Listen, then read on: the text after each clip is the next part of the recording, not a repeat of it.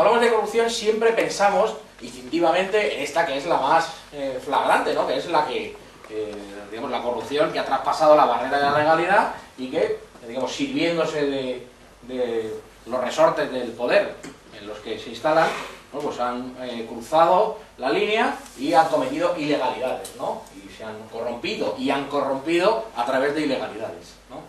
Pero esta es la que conocemos todos, ¿no? Y yo creo que esta casi es la menos importante de señalar. La que conviene señalar, bueno, y la que es interesante que todos tengamos claridad de entendimiento y lo podamos trasladar a los que nos rodean, es la que podríamos decir corrupción legal. Sí, sí, corrupción legal. Pueden parecer términos antitéticos, pero los que tenemos una visión moral en general de la vida y en particular de la política, no podemos aceptar como otra cosa que no sea corrupción algunas de las cosas que suceden en el Estado español o que han sucedido y que configuran de alguna forma este régimen. Por ejemplo, corrupción es, sin duda, el saqueo organizado por los partidos políticos, los sindicatos y las patronales de ese instrumento que tenía el pueblo español de financiación, que eran las cajas de ahorro, que ya no existen porque se lo han llevado muerto, porque nos lo han robado.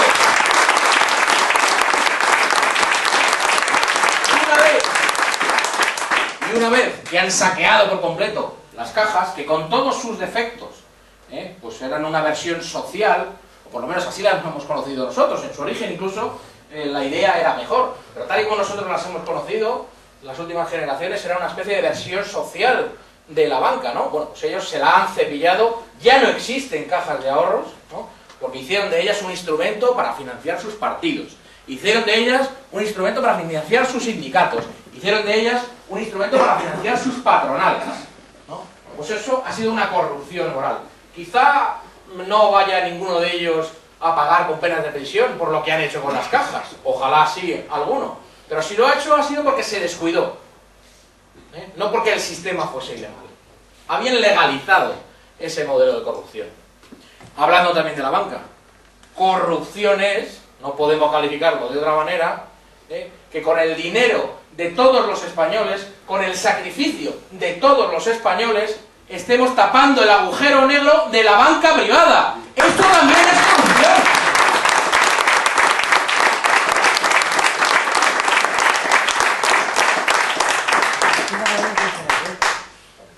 Corrupción también es la financiación pública de algo que per se, es decir, la financiación entre todos nosotros de algo que pertenece solo a un grupito de nosotros. Estoy hablando de la financiación de los partidos políticos. Eso es un sistema corrupto. O sea, entenderlo es fácilmente. O sea, ¿qué grado de corrupción moral tiene este régimen que nos hace a nosotros víctimas de los políticos? Por ejemplo, imaginaros una víctima del terrorismo que sabe que de sus impuestos ha estado y está, lamentablemente, financiando a la organización terrorista gracias al partido político legalizado que tiene. Eso también es una corrupción, ¿no? Evidentemente ya, si hablamos de pagar de dinero público la escolta de la última novieta del jefe del Estado, eso ya, el grado de corrupción...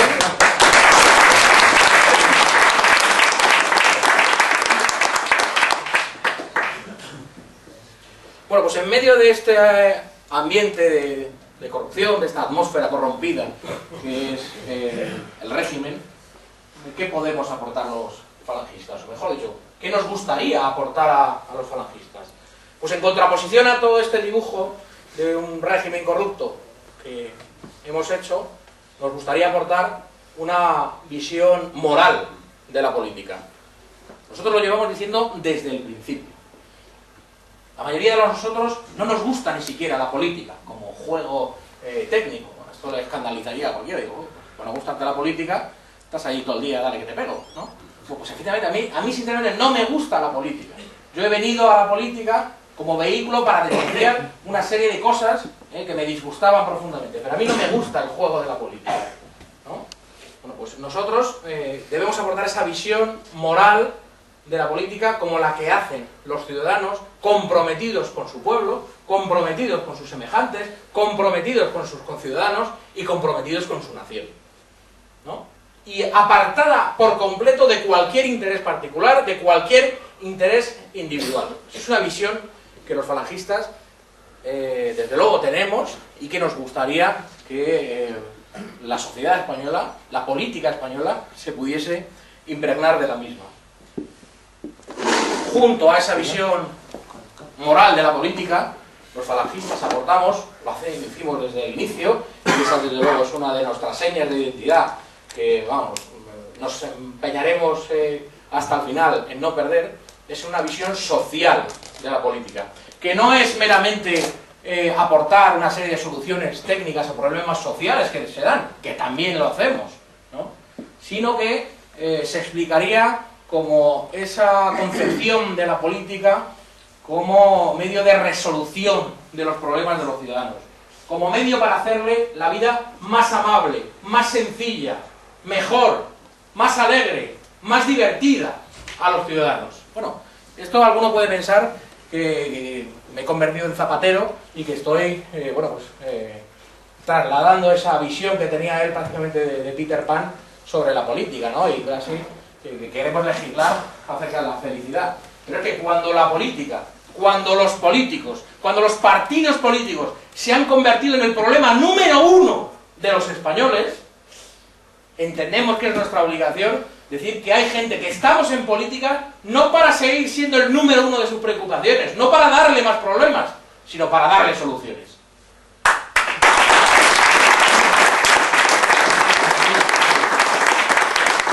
Con esta visión moral y esta visión social de la política, los falangistas nos gustaría poder aportar algo que seguramente no esté de moda, pese a el incremento de la venta de banderas y algunos artículos que se puede haber dado en los últimos años, que es una visión patriótica de la política. No entendemos una forma más bonita de entrega a los demás que el patriotismo. Fijaos, fijaos lo que es comprometerse con algo que en principio es etéreo, que no existe, que no tiene física, que no se puede palpar, pero con algo que te llega a emocionar cuando se comprende en su profundidad, que es la patria, ¿no? Recordar a esos españoles antiguos que lo decían, todo por la patria, ¿no? Fijaos el significado profundo de esa expresión. Es decir, lo doy todo, hasta mi vida, por una cosa que no se puede tocar, pero que desde luego se puede entender, ¿no? Como es la patria. Hoy no hay políticos en España que se muevan en política por patriotismo. Incluso los que dicen defender la unidad de la nación española lo hacen y así lo justifican, bueno, porque entienden que hay una utilidad práctica en la defensa de la unidad nacional española. No la defienden per se.